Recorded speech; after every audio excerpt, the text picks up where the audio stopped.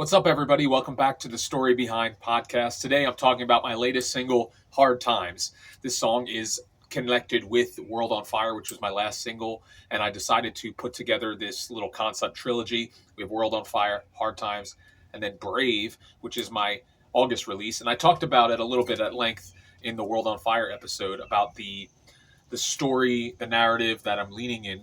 And Hard Times is the next chapter of that story. So I wanted to talk a little bit about where it fits and the production choices, how we wrote it. So it started along with a number of other songs that I had written by playing on the piano. And I talked about that a little bit.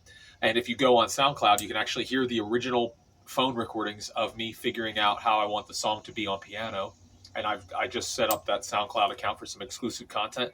Also set up my store so you can purchase some T-shirts to support the music. And with every CD purchase, with every T-shirt purchase, it entitles you to a physical CD release when it comes out at the beginning of next year. So stay tuned about that. But Hard Times is a song that came about. It was music first, and I sent it to my brother.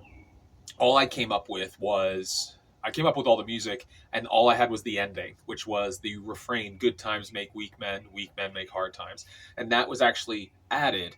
When I wrote the song originally, it was just all I had was the beginning up to that point. So it was like the verses and then the little I don't even know what they're considered, refrains or pre-choruses, and that's all I had. And then I came up with the idea to build up the ending and have this repeated refrain based on that famous saying about good times making weak men making hard times. So the demo I gave to my brother was just that. It was just music up to that point, and he decided to continue in what we had been talking about. And you have to remember, this is coming off of a lot of this writing was coming off of what we went through in 2020, 2021 with COVID, with the riots, with online censorship at its peak. There's actually an instance where my MailChimp account was suspended because I was sharing articles in my newsletter, I guess that they deemed, and it may have been completely unrelated, but it was at the height of January 6th, all the stuff that was happening. And there was just a heightened sense of censorship and a heightened sense of online policing, where PayPal was saying they would basically take people's money that they had if they didn't agree with their opinions. They had updated their terms of use and stuff, and they backtracked on that. But there was a lot of that kind of stuff happening, and it was kind of like I have pretty mainstream views, I think, or at least I did think they were mainstream until about that time. But there were, if you recall, there was this really, specifically if you were on one side of the political aisle, there was a fear that dissent was being squashed. So a lot of these songs were kind of, all right, let's play this out. Let's look at what this could lead to. And what you did see was the more you silence people, unfortunately, it pushes them into echo chambers. And then you have the extreme right and the extreme left because they go into their little sphere and people aren't talking with each other anymore. So you are demonizing the opposite side and you're pushing, and there's this anxiety that's created where you're just like, everybody wants to put me in jail. And so I kind of was playing out that fantasy in the songs that I was writing here, because one thing I love about art is it allows you to kind of go somewhere that you can't go. It's one of the things I enjoy about being an actor is when I play villains, which I do most of the time, you can kind of behave in a way that you can't in society. And it helps you to process some of those emotions, get them out in a safe, healthy way so that you can then be a asset to society and your family and everybody around you. That's what songwriting has become for me in a lot of ways. And you'll see as we transition, the first album that will be released is going to be a lot of the songs that I've released in the beginning of this journey, a little bit more politically motivated, a little bit more outspoken and salty. And they kind of came about from that same season of my life. And Hard Times is one of those songs as well, where my brother took my cues from me about what I was thinking about and processing, and kind of played out this story of that fear. And then, I mean, we see violence against people for different political beliefs, and people getting assassinated because they're because of the career that they have, and you have all of these things happening, and um, the Hard Times kind of paints the picture of that. And when it was originally written, it wasn't necessarily connected to World on Fire or Brave, but as I was putting these songs together, I realized, oh, this is like it's a fantasy playing out of what everybody's afraid of. Is like, if people know what I really believe, they're going to beat down the doors and drag me away and lock me in the gulags. And that goes for anybody. I know there's a lot of people who think right now that are on the opposite side of the political spectrum for me, that think they're going to get silenced and shut down, because we all are afraid of the rhetoric that's been getting hurled back and forth. So I'm empathetic because I was there, and thankfully I've come out of that. But there's that fear where when you see something get taken down that you thought was pretty mainstream, and people agreed on, whether it was human sexuality or race, viewpoints that were considered pretty mainstream, and then all of a sudden you're being demonized and canceled and all of that stuff. It can jar you, and it can make you start to have a lot of anxiety. And I did struggle with that for a little bit. Thankfully, I've come out of that time. But this song kind of plays out that fear and that anxiety, but it offers hope at the end. So you have this man who's awoken in the middle of the night, somebody coming on their door, and basically breaking into his house and dragging him away and giving a mock trial for having opinions or views. And there's, at this point, the media and the propaganda arm is just vilifying this person.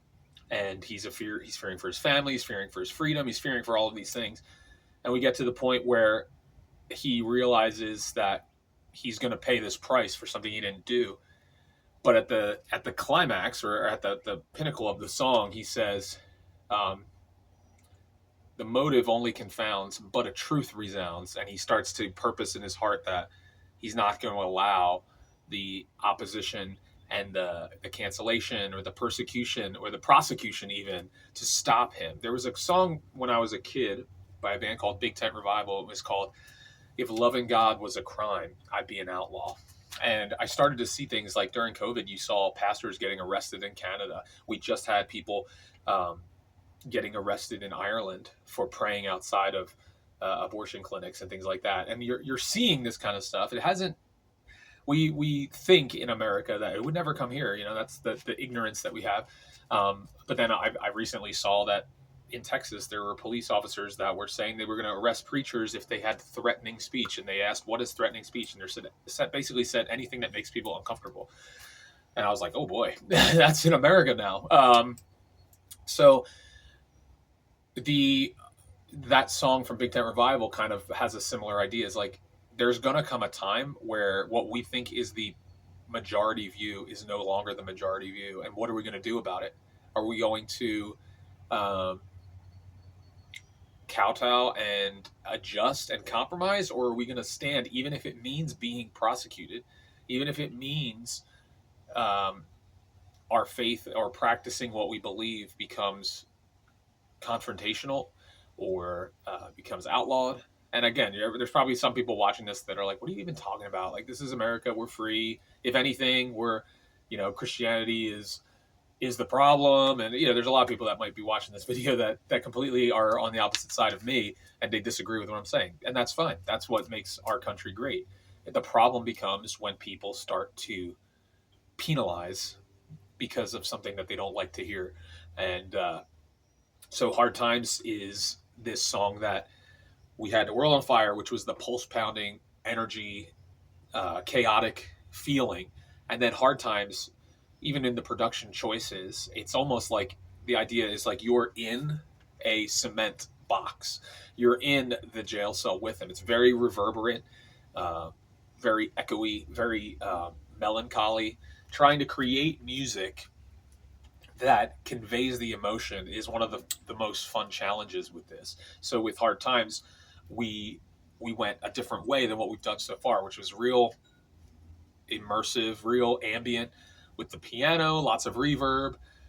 And then we have the vocal part at the end, which is just tons of voices singing different things. And it becomes what I said was my Hey Jude ending and I just wanted to share this little video clip with you where I break down the vocal parts. The refrain at the end: good times make weak men make hard times make strong men make good times. I want to start with the regular refrain, which is the melody, the harmonies, and stacked vocals singing just the regular refrain. So here you go. Good times make weak men make hard times make strong men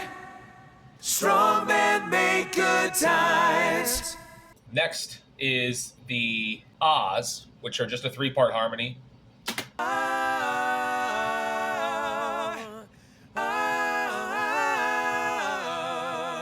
Pretty simple. It just repeats that over and over again.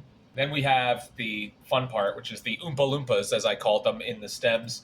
But this is to allow for marching kind of theatrical aspect. There is some imperfections in there that I left in because I don't necessarily like when the emotion is taken out of vocals. I might tweak things and edit them to make them cleaner, like the endings, help with the cutoffs a little bit. But for the most part, I will leave my vocals completely as is and just add reverb and that kind of stuff. Because by allowing the imperfections to stay in the mix, I feel like that adds some character. So it sounds like it's multiple voices recorded at the same time, as opposed to me recording each part individually.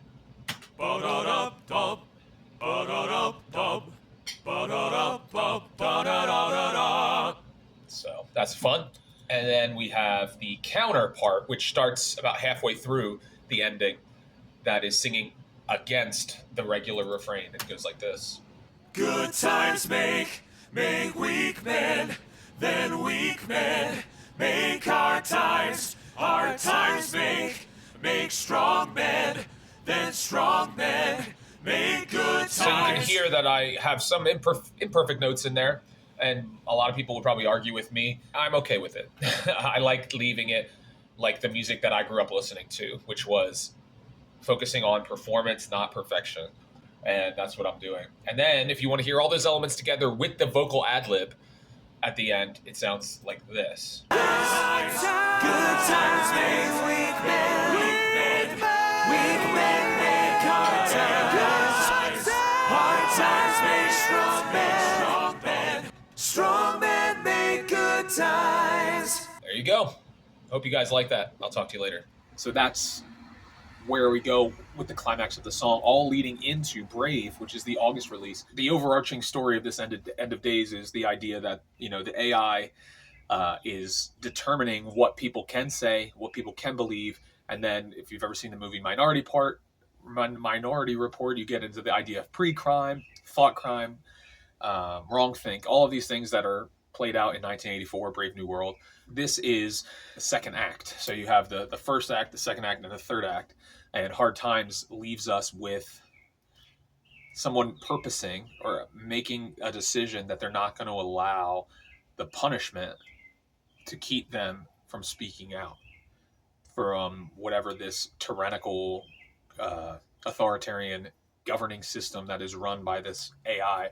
That's Hard Times. If I missed anything, I do apologize. If you have any questions about the song or how I came up with it, I would love for you to comment below the video and let me know if you are enjoying this song breakdown that I've been doing. I'm hoping to, in the future, actually go into a little bit more in depth with the tracks, the stems and things like that, like you may see on YouTube, where you can actually hear the isolated instrumentation. I'm doing it little by little, but I encourage you to check out all of my content. Thanks a lot for watching. I hope you'll come back, and I hope you'll check out Hard Times.